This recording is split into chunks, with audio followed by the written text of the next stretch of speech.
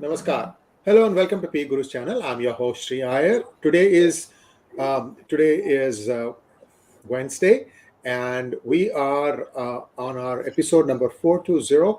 I am standing in front of a stunning backdrop of the San Francisco skyline, and welcoming me to appreciate the backdrop is Sridhar Iyer. I'm sorry, Sridhar. Of course, he's an Iyer too. Sridhar Chityala ji. Sridhar ji, namaskar and welcome to P Guru's channel. Namaskar and good morning to everybody. Sridharji, first off, there was an incident that took place on December 9th. I'm a little confused whether it was 2022 or 2021.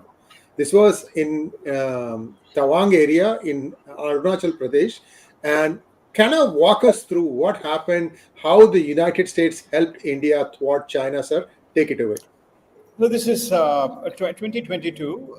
If you recall, we had covered this in DGI as well. The news was reported well after December 9th. There were skirmishes that took place between the two sides, and both sides suffered minor injuries.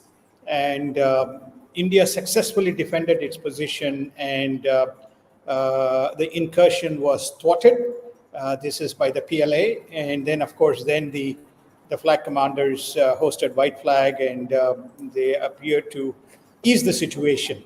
It's now come to light through an interview that was held at the White House, where when Defense Department official James Kirby was in the session, he was asked the question, did United States defense or military provide specific information as it pertains to thwarting this attack? And he said he can't comment, but it appears that not only very clear positions of the LAC, across the LAC, the PLA guys moving in, very clear satellite images were provided, which helped India in terms of thwarting this incursion.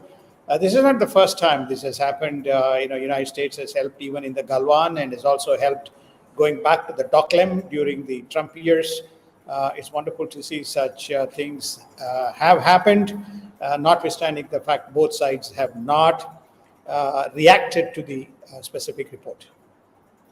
Thank you, sir. And let's take a quick look at markets before we jump to the other important item about withdrawal of security outside the United Kingdom Consulate building in New Delhi. We'll come to that in just a minute. Sridharji, looks like, touch wood, looks like the banking sector appears to be stabilizing. The stock market went up quite a bit yesterday. All the stocks are going up. Why does this appear like there is calm now? Do you think this is going to last, or are we on the verge of another one? Just looking at what's happening around, sir.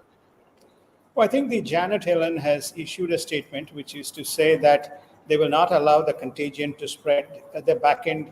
At the back end, the depositors will be protected. That's the first. The further capital infusion and advice that has come from JP Morgan to the Republic Bank. There seems to be growing support for providing liquidity for the regional banks. They probably will extend the quantitative easing rather than quantitative tightening, which will prevent any kind of withdrawals, creating an imbalance in the balance sheet for the banks to sustain itself.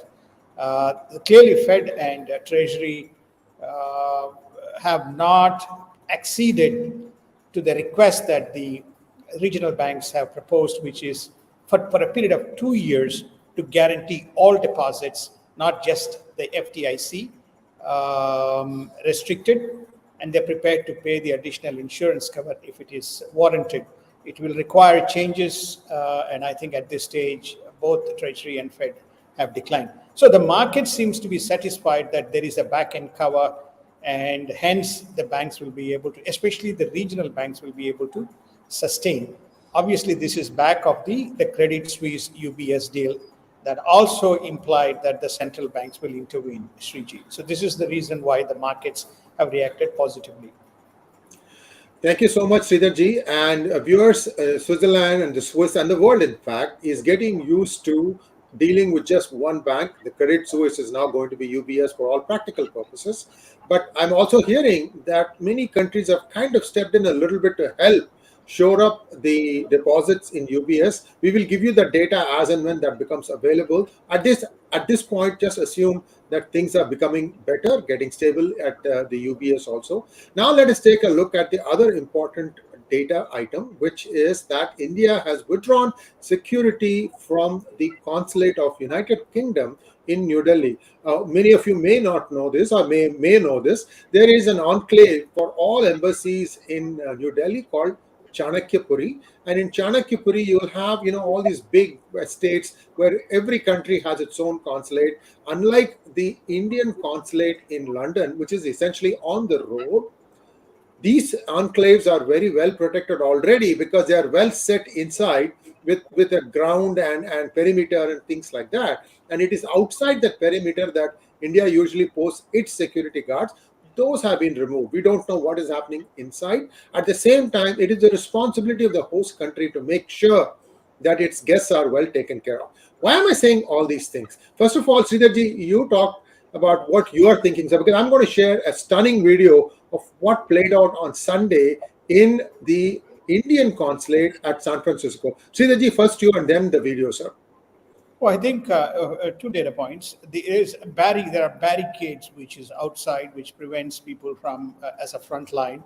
Those barricades have been removed. I don't believe the security personnel inside the embassy have been removed. There's also barricades outside the High Commissioner's house that's been removed, but I don't believe the security personnel have been removed. But both sides have not commented on this. There seems to be a lot of undercurrent on the political side, why this is happening and why UK, which seems to have, at least the present government has a strategic relationship with India, is involved, or whether this is all to do with, as you probably know, London mayor is from the Labour Party. Apparently, one of the political leaders from the Congress Party has met the Labour leader, James Corbyn, in UK as well, and for which the Congress Party retorted that Modi has also met the same leader. So the question is whether the sequence of events have happened, post these meetings. We can't comment. It seems to be a lot of to and fro. But the fact that this incident that you are alluding to has happened not only in UK, but it has also happened in San Francisco. There is an attempt to burn down the embassy there, and India reacted by saying, if you're going to do this to us, and we'll do what we can do to make sure that you understand the implications. But they have not gone full carte blanche in terms of removing the security. That's what I understand, Sriji. Viewers, I have done so far 3 videos about the incidents that have been taking place outside the Indian consulate in San Francisco. I'm going to share with you something that played down on Sunday. And I don't know whether it was before or after this event that the same miscreants tried to set the consulate building on fire. Here you go.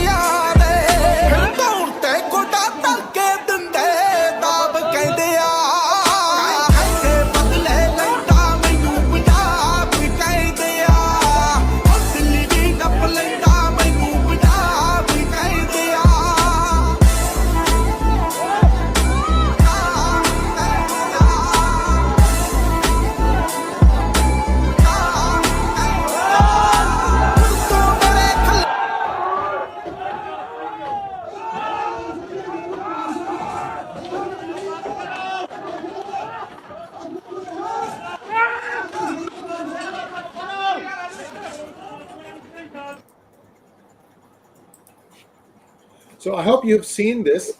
Now, let me tell you, this building is not a very big building. It's a very compact building. And if you set fire to the building, there is a hospital on to the left. As you look at the building, there's a hospital to the left. If this building had got fire, what would have happened to the people in the hospital? And what is the United States government doing about it? On Monday, there was a statement at the Department of State. They said that we are going to take care of it right away, and that there are going to be diplomatic corps who can essentially address the situation. Now, this is the vagueness. Is the diplomatic corps a separate group of law, or is it something where they can tell the San Francisco Police Department to act more, efficiently and effectively? Now, what happened was yesterday I put out another update, and you can see there that there was a tent. There were two tents, as a matter of fact. There were some people inside that, and there's just one lone police car. That was it. And today there are going to be again demonstrations outside the consulate, and we are going to try and bring you what is going to happen perhaps sometime in the afternoon today. Everybody has a right to protest, but you have to protest peacefully. And what are you protesting against? The arrest of Amritpal? That guy is still out. What I just don't understand, Siddharji, the logic behind all these things. And to burn down the consulate building, there is video proof that is coming. Okay, so don't say, oh, there is no proof. This is all BS. I don't agree that. I will give you the proof. It's not just there today, because we are waiting for the Department of State, which is obligated to provide security to the Indian consulate building. The area inside the building, from that barricade on, that is India's property. That is true of every country, every consulate. So this has to be addressed correctly. And we are waiting to see what the San Francisco Police Department is going to do today, if anything. So we'll wait and see what happens. Sridharji, your comments, sir, and then we can go on to the next item. Well, I think it's astonishing that these incidents are unfolding, particularly in the United States. Canada and UK has been hotbed of these types of protests one has seen, but this is coming to United States, and there's been no statement from Department of. There's been no comment from the State Department. Remember that both the federal as well as the state, in the case of California, is by the Democratic administration.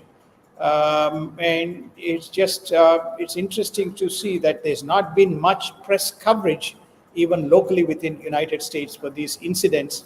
And obviously, the Ministry for External Affairs has taken up the matter, and one remains to see whether this is going to trigger most unwanted or unwarranted incident, which can really put things into a territory which is not most desired, especially when the present administration is trying to build a strategic partnership with India. Yes, sir. And there have been tweets even from Jake Sullivan about this, condemning the incident. But that is not going to cut the ice.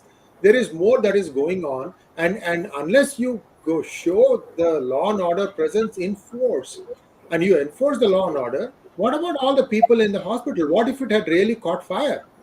So I think this is serious. That's what I'm trying to say here. Innocent people's lives will be lost. What was the fault of the Indian consulate employees?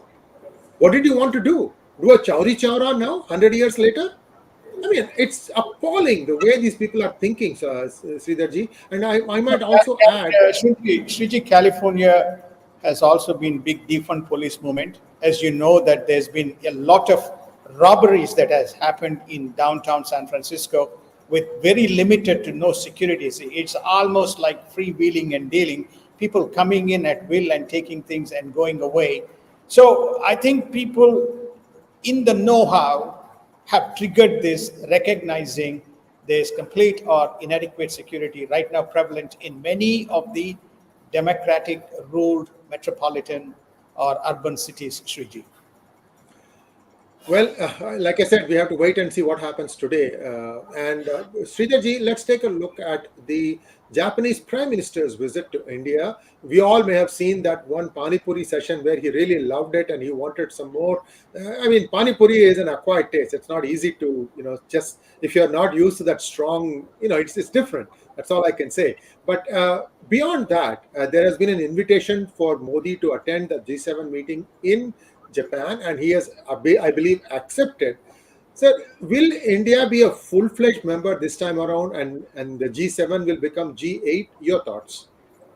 No, I think it's been first and foremost. I think that it was a tremendous meet. Both sides demonstrated warmth, and I think demonstrated that they have a shared agenda in terms of way to shape things and move things forward. And Japan again stood up and supported the Global South initiative that Modi ji is spearheading, and I see great movement in progress towards the global south as a platform that Modi will lead jointly with Mr. Kishida.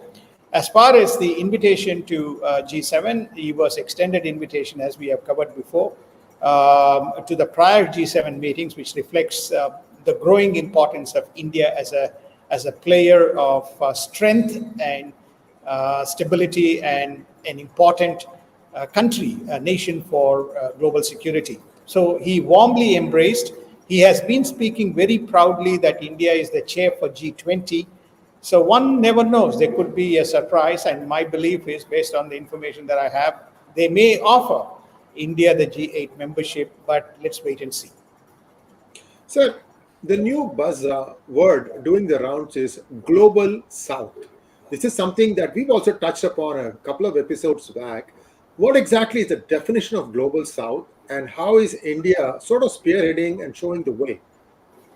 The global south comprises stretches all the way from the African continent, going across Indian Ocean into South China Sea and into Pacific. So it covers all countries going from stretching from Africa down into the Pacific Islands. So that's the south.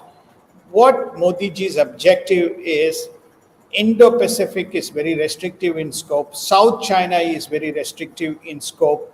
NATO is very restrictive in scope. Quad is very restrictive in scope. It's very important to bring small nations, which are pivotal in terms of preserving economic security, enforcement of rules, and also factoring in their own financial needs and so on. So there needs to be a mechanism that brings in all these nations, and many small nations from Pacific Islands to South Asian nations and to some of the African nations have endorsed and supported this specific initiative. It recognizes the smaller nations.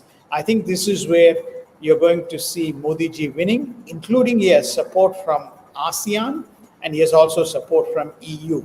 Let's wait and see what United States has to say. But many small nations have said this is the way to go because you are recognizing the importance of us. For example, Sri Lanka is one of the nations which supported, and as you probably know, India stood behind Sri Lanka during the economic crisis. Viewers, we will take a few questions today. I'm kind of shorthanded a little bit, so I'll do my best to try and field the questions. But there is a fair amount of stuff still to cover, and I request you to please like this video so that it gets the maximum coverage possible. And Sridharji, the next topic is about rates. The Fed is meeting today. Do you think they are going to raise the rates again? And I'm also seeing that ECB might also follow suit. What do you think, sir? 0.25, 0, or 0.5? My prediction was 0, but I probably belong to a minority. There's only about 3-4 institutions. I believe that Fed is little reluctant to pause. They will say we are going to increase by a small 25 basis points. As far as the flight of deposits are concerned, we have already given the cover that would be protected. So my thinking is that they would do a 25 basis point hike, though I would think that they should. My proposal would be hold, let the bank, give the banks the time to rebalance their balance sheets, assess before you start your hike, because of course inflation has to be brought down, and it's Fed's belief and the ECB's belief that only the rate hikes is going to solve this problem. Now back to India news, Sridharji. India has declined Emirati's request to increase seat capacity by 50,000. And I can see why, sir. India has started investing big, at least Indian companies, Air India, for example, as well as Indigo. They have bought, they are at least getting a whole fleet of aircraft. And the idea is to try and, make India's own industry more robust. Beyond this, why do you think India said no to Emirates? I think that what India doesn't want is um, retain its commercial interests, retain the expansion plan that India has in the aviation side. As you all probably know that they have tremendous plans to increase the capacity.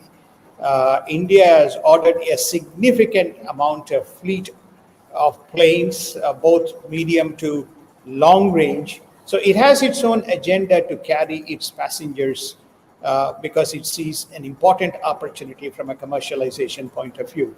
It doesn't want to leave that option to other carriers, most notably those which are near shore.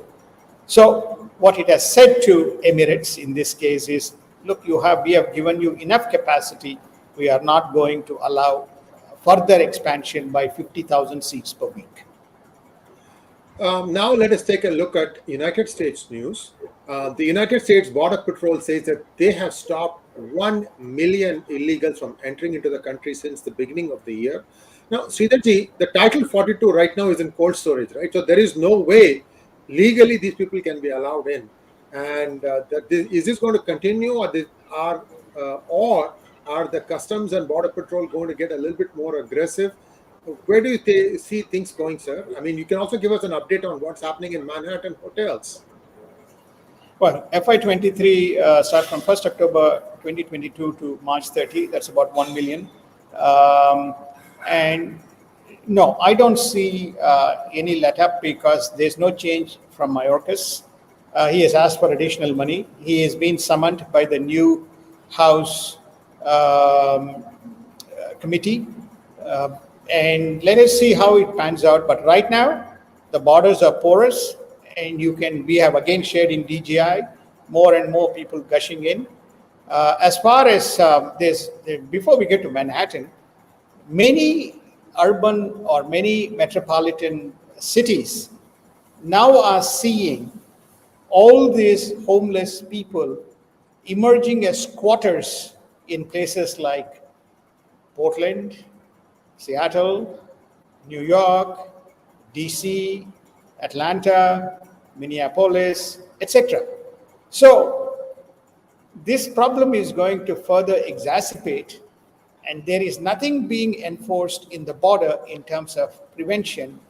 And if it happens with whatever little force that is prevalent at right now, that's what you're saying, but otherwise the borders have remained porous. As far as New York is concerned, most of these people who are in Manhattan have refused to leave their hotels, so they have to be hosted. There is a marquee McDonald's right in Times Square. The mayor, Eric Adams, is working on remodeling that and making it into a semi-permanent or permanent shelter for these people. So very soon, Times Square may be a hull for all these illegals, the way things are going. And we are incurring a cost of about $5 million a day to host, support, and feed these illegals who are right now in Manhattan, as far as the Manhattan question is concerned. Sir, this played out a year ago, and yet the population of America still voted the Democrats back in, especially in the Senate. What gives, sir? Well, they want the Democrats and the white Democrats, the nation, voted to have this type of an architecture within the country. So this is what we pay. This is what we elected. This is what we are getting, and so we can't regret. It's a democratic nation. This is what we chose. You get what you wish for. What we aspired, Sriji. What we aspired for.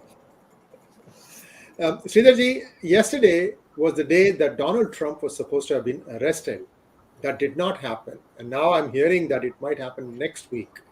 Why the delay, or is there a problem? Well, I think that there are two issues that they want to continue to interview. There's another witness that is being interviewed as one.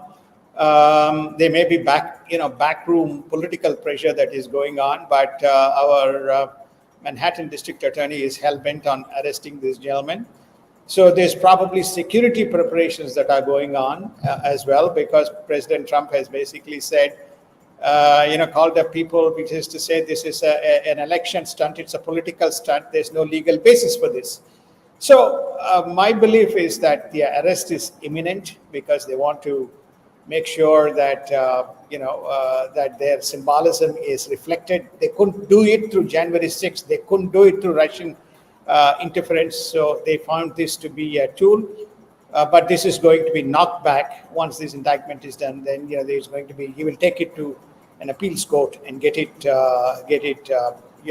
withdrawn. Sridharji, now I'm hearing also that the United States Congress is beginning to think that China is no longer a neutral party in the Russia-Ukraine conflict.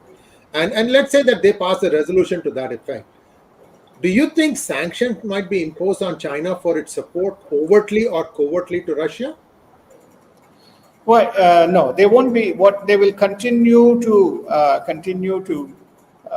put more sanctions on Chinese companies and Chinese businesses which have inward interest in United States. Now, when they do that, we're again going to have supply chain issues on critical items. Let's wait and see.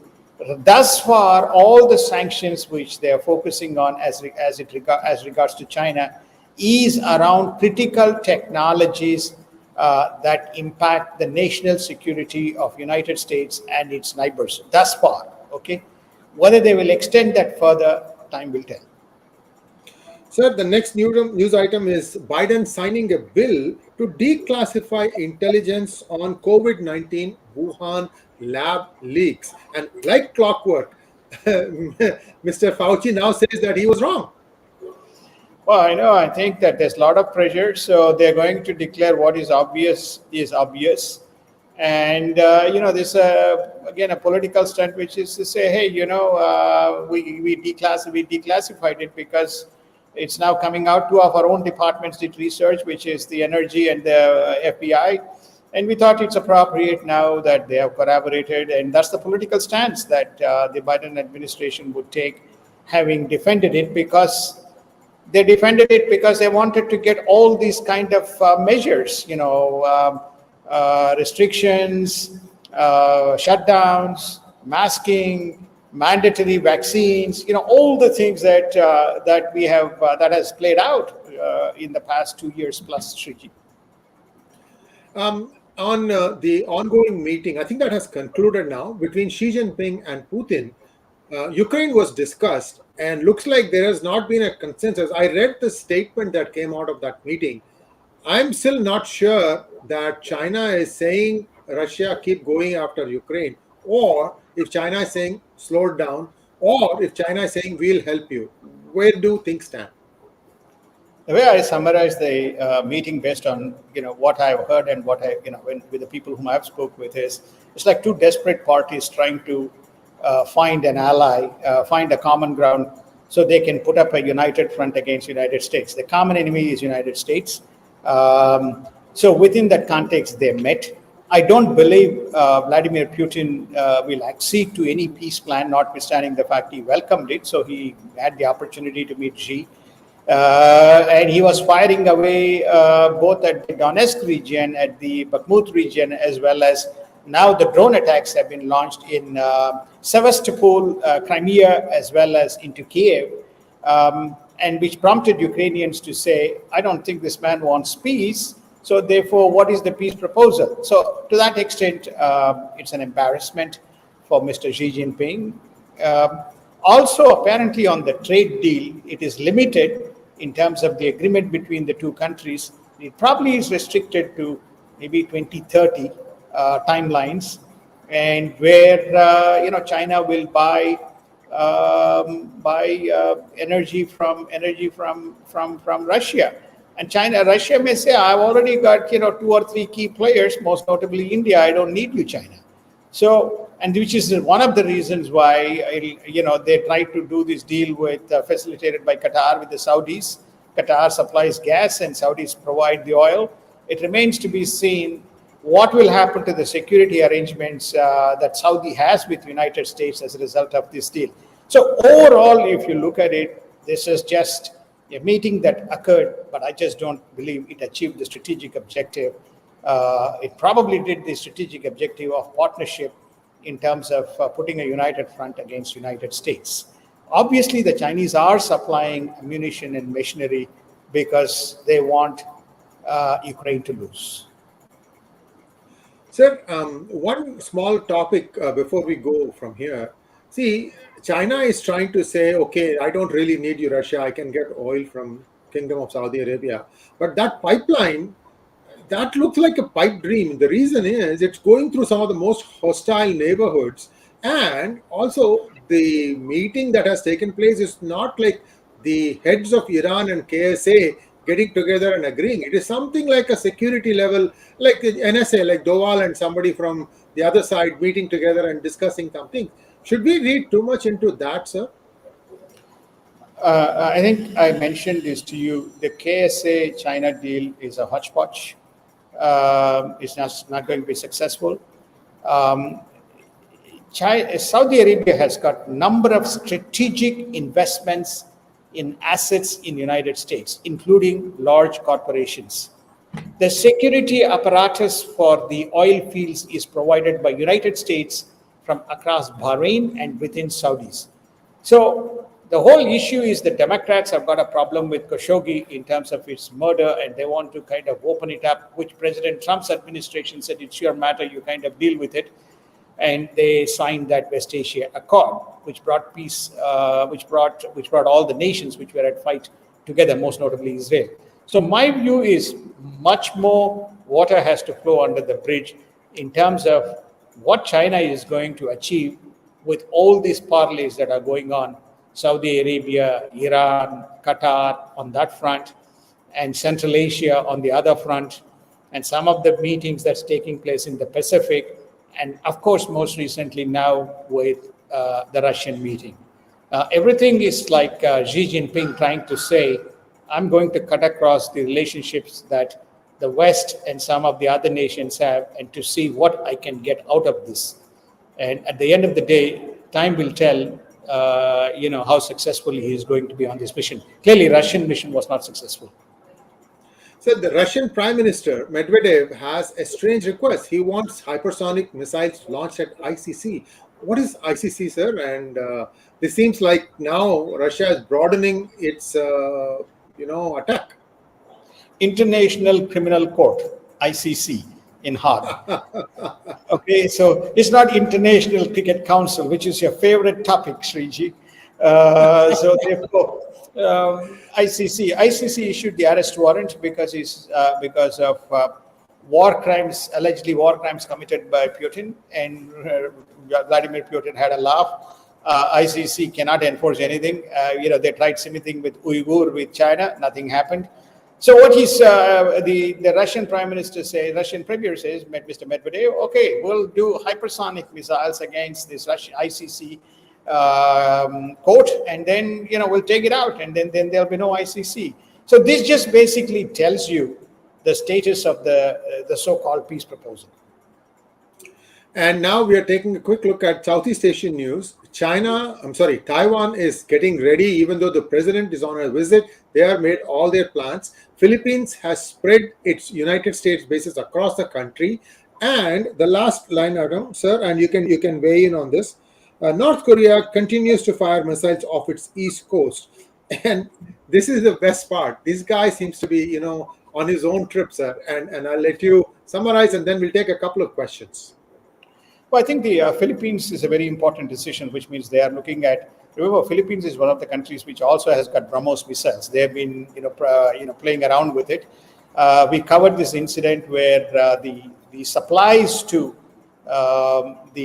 particularly the Skarspers Islands, and right in the middle there is Philippines Army supplies were stalled by the Chinese. So they're preparing themselves, and they need to have they strongly feel under the Marcos regime that they need a security footprint. So they're spreading that across.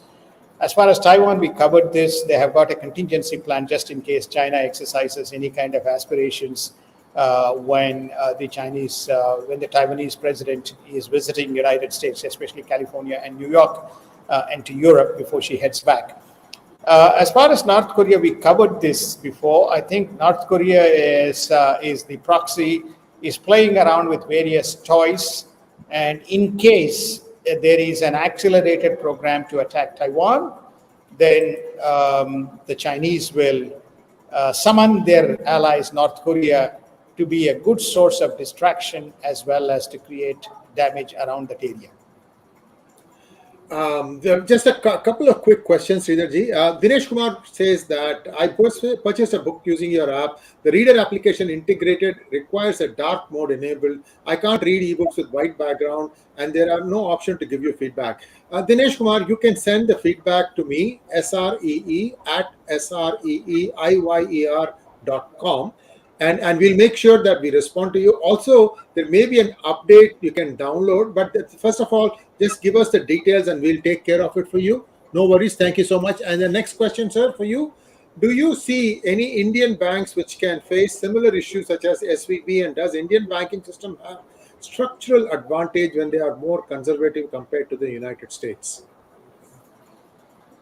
Now, all I can say is that, again, I mentioned this before. I'm not an expert on Indian banking system, but what I have heard and what I have seen is that especially around the deposit taking ability, Indian banks and Indian systems seems to be just as I think I would say same with some of the other nations like Australia, Singapore, etc.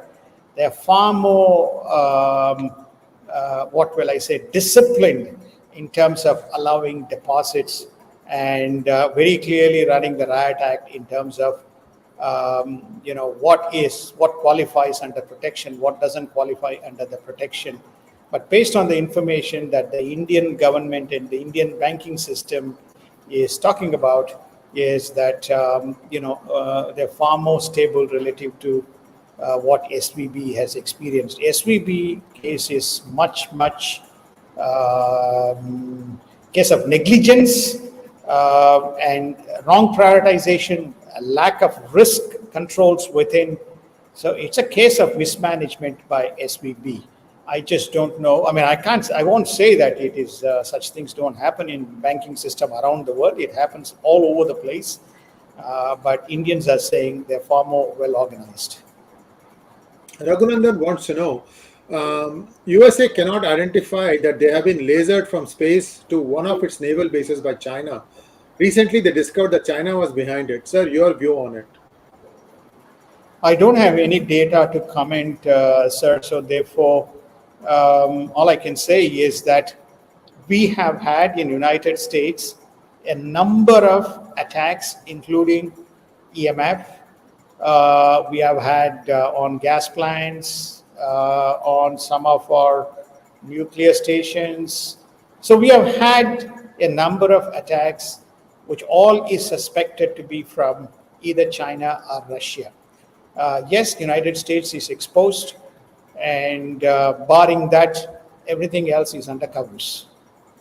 Mr. Lee wants, so this is the last question, sir. What do you make of Robert Kiyosaki alleging that Yellen will only bail out banks with Democrats on their respective boards? No, I mean, banking system in United States is inundated with Democrats. So therefore, where she's going to stop and where she's not going to stop. So I think most of the banks are inundated, if I have to use the phrase, having, again, spent considerable amount of time in United States banking industry. So, I think that my answer would be Janet Yellen has demonstrated, notwithstanding she is a Democratic nominee, she's been with California for a long time. She's demonstrated fair amount of equanimity in conducting her affairs rather than being very political. So I think all she is saying is she has very clearly not yielded to any kind of what you call um, uh, support of the system or coming up with austerity measures. She's basically saying, if there is a flight of deposits, we will provide back-end support. All she's saying is that they will open up the back-end window for the banks to borrow money against their assets, because quantitative tightening happened rather than quantitative easing, so which helps the bank to borrow and shore up the balance sheets in case there is a flight of deposits. That's all she's saying. Thank you so much, Sridhar ji, and that was a wonderful session. Viewers, please like, share, and subscribe to our channel, and don't forget to click on the bell button for notifications. And one small thing while I have you here, viewers, look at the bottom right corner of your screen. You will see a lot of icons: YouTube, Facebook, Twitter, Instagram, and Telegram, and then Koo. And all of those things, our handle is at pgurus1. In any of those platforms, if you happen to be a member, we request you to subscribe to our channel so that you will get the updates as and when they occur. If you want to follow Sridhar ji on Twitter, he has at @Chityala, Chityala. You can follow him on Twitter because Twitter gives you the most immediately happening events. So thank you once again, Sridhar ji, and we'll be back again on Friday. Namaskar. Namaskar. Thank you. Have a wonderful day or have a wonderful evening.